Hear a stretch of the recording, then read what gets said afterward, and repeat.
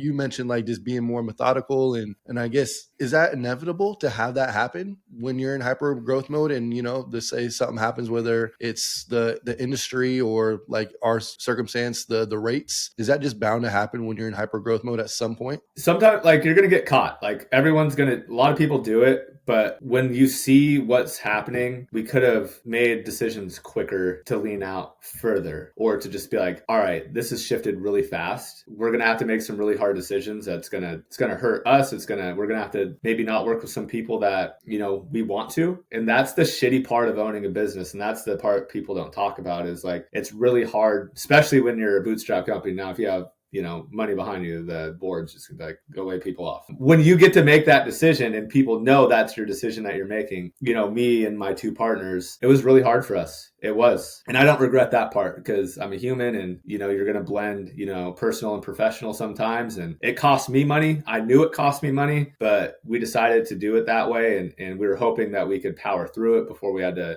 lay some more people off, because we're in such a hyper growth mode. We went from zero, I haven't really talked any numbers, but we went from zero to $30 million in revenue in less than 30 months. So, and then we went from zero to 250 people in our organization in less than 3 years. And we probably could have hired a little bit slower, as we hired what people were telling us to hire and what we thought mentors wanted us to do.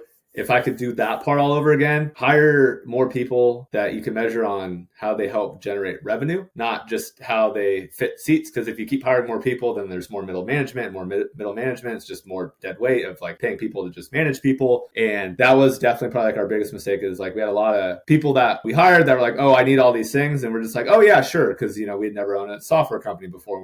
We're learning as we go too. Now it's like, I'm like, how is this person going to help us make more money? And how are they going to be impactful and how can we measure them? And if no one could give me an answer for that, I'm like, we don't need them then. So would you say you're the visionary for the company? Yes. I definitely cast that vision to the company. I would say Evo, my other partner, is definitely, me and him are both visionary on like the product roadmap. He's thought of some great products and features that we built. I have as well. And then Annie, his sister, she's like the back end beast that just helps us, all the stupid shit and ideas that we have. She helps us stay focused on that and manages the HR and the finances and makes sure that we're not making bad decisions. And she's really been so instrumental to letting us be geniuses where we're at, and then she could be a genius where she's at. And that's in the fine details. That's in how do we onboard people properly?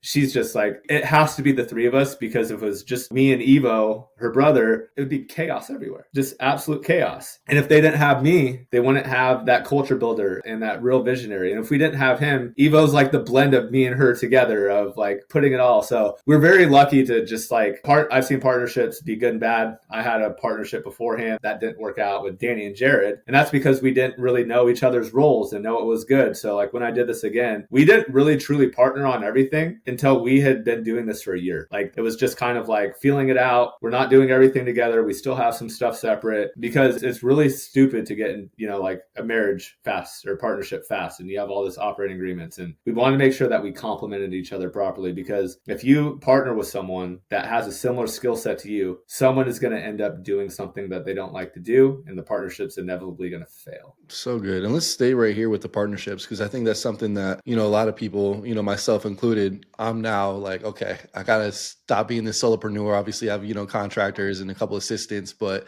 to actually grow my business, build my team, and especially if you're doing, software tech company, you want to have that team around you. How do you find the right people? And maybe even tactically, like, hey, here's something that I made sure, before I partnered and had the operating agreements, that this is what I did to test to see if we're going to work well together. Definitely like date before you get married. So it's like, if you feel like you found someone, put together like a 6-month or a year agreement of like, hey, this is what we're expected. This is what we're going to do. This is how profits or money is going to be split or shared or blah, blah, blah. See if it works.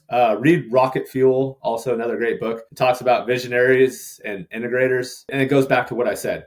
Find someone that complements you. Find someone that has a skill set that really is your weaknesses. Because if you have very similar skill sets, someone's going to have to bow down to someone else because someone may be better. Like if you both do sales and marketing, they're not a partner, they're a friend or a collaborator, someone you should work with.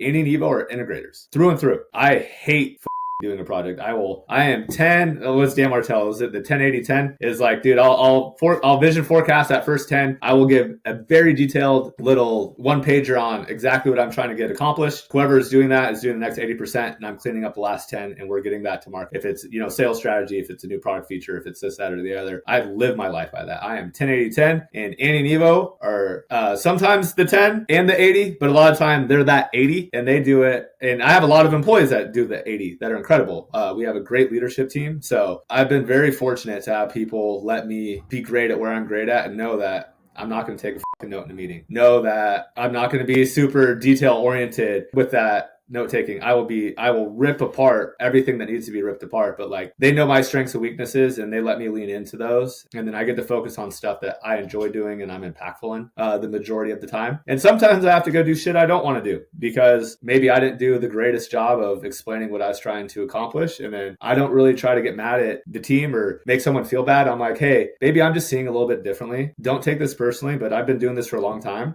Like for our customer journey, for example, of like our trial customer journey, I was just like, there's a few things that I think I could be helpful just being in this space and doing all the flipping and knowing the wholesaler and being new at it. Let me just add some flavor to it. So instead of trying to make someone feel bad because they didn't do a bad job, I could just help make it a little bit better. And those are some of the places that I try and be helpful at.